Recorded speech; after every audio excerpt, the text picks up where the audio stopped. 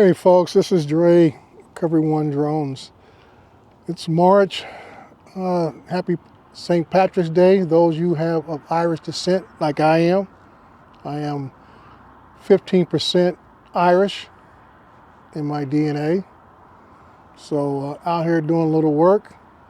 Later on this month I'll be taking a little holiday. So I'm doing this video just in case I'm not able to do my live stream at the end of the month, but I'm gonna try to make it anyway, just to spread some information. So far, what's going on to this point in 2025, there's been more and more the customs hold up.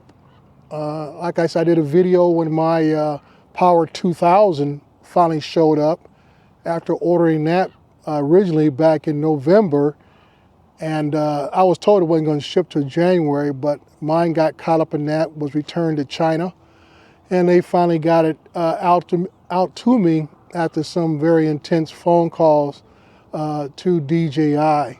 But I can't fault them on that process. This is taking place at our own ports. And when I talk about ports, I tell people it's not just where the ships come in.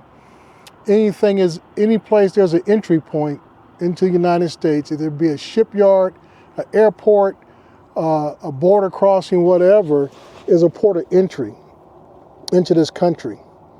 So you always got to be mindful, like a lot of folks have said, oh, mine got held up somewhere in the Midwest and in customs, and it got sent back, or whatever the case is, or some have been contacted to pay additional fees to get their products, which is kind of real sad, because you've already paid out the money that you were told the item cost.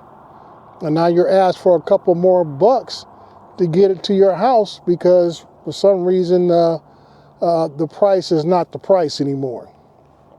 But, then we have incidents, I believe it was in the state of Michigan, where an individual was having as they say, a mental breakdown, was firing off weapons. Police showed up, deployed their drone, and he shot the police drone. So we'll see how that plays out. I'm sure Ryan and his people will be very interested in how that plays out, because that's another example of what's going on in Texas, where I'm not sure if they passed the law yet, or they're still talking about passing a law allowing citizens to shoot down drones flying over their property, which is overall, unless they think they can bypass the FAA, which is the federal standards of what an aircraft is, drones are considered aircraft. And now I'm just talking about quadcopters, FPVs, but RC planes also are considered drones. Like I say, it's an unmanned aerial system, UAS, okay? So that opens up a big can of worms for a lot of people. You know, whether you're flying a helicopter, RC plane, quadcopter, FPV, whatever it is, if you're in the state of Texas, if this law passes and does not get stopped by the courts, you're liable to get your stuff shot down, no questions asked, and the local authorities won't do anything about it, because that's going to be the state law. And the local authorities are going to uphold the state law and not be concerned with the federal law.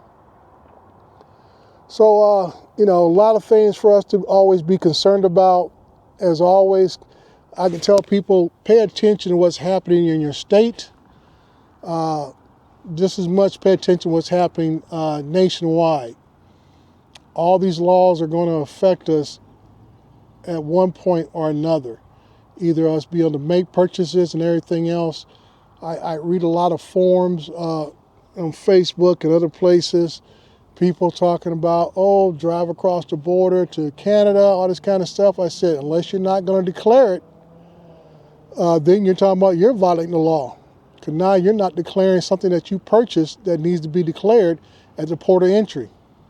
And you got to pay those fees. Not that you won't get it in, but there's additional cost when you bring something that you purchased in a foreign country that needs to be declared, and you may have to pay additional costs.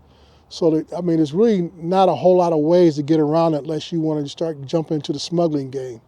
And I highly ill-advise that at all. You know, I like to believe that most of us in the drone community, whether it be recreational or like myself, commercial, we like to at least try to follow the rules and regulation as best as we can. Overall, like I said, I'm out here today on another construction site. I've been doing this site for about 6 months or so. It's a dual site where I come out once a month and do the large portion of it. Then every once in a while, every other month, I come and fly a smaller portion for a different developer. A lot of times when you do housing developments, there may be a large, what we call general contractor, and then you may have subdivisions of that large development that may be under another developer who also wants photogrammetry / mapping done. So as I always tell people, I've been hearing a lot of questions about people asking that same question. What do you do to make money with your drones? The drone is just a tool. I got into this thing a little over 6 years ago. Matter of fact, I just took my recurrent Thursday, I think it was, Thursday, my third time taking that. So it's a process that you have to keep up with, just like all my certifications in the construction field. In the state of California, I am a qualified SWIP practitioner.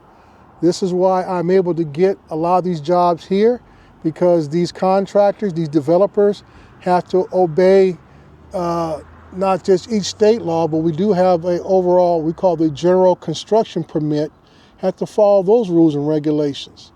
So if you have qualifications to be on a site, and like I said, I also have an OSHA 30. So if you have qualifications to be on a site, because these things are becoming more and more mandatory. It's just not here and there hit and miss, unless you're doing some guy who's building a couple houses on his own property or something. You're getting on large jobs. These things are coming up to be mandatory because of the regulations are stating that anyone who comes on your site to conduct work, any contractor, has to have insurance. Could be, in each state is different. State of California, it's the minimum of $1 million. Some other states, it might be $2 million.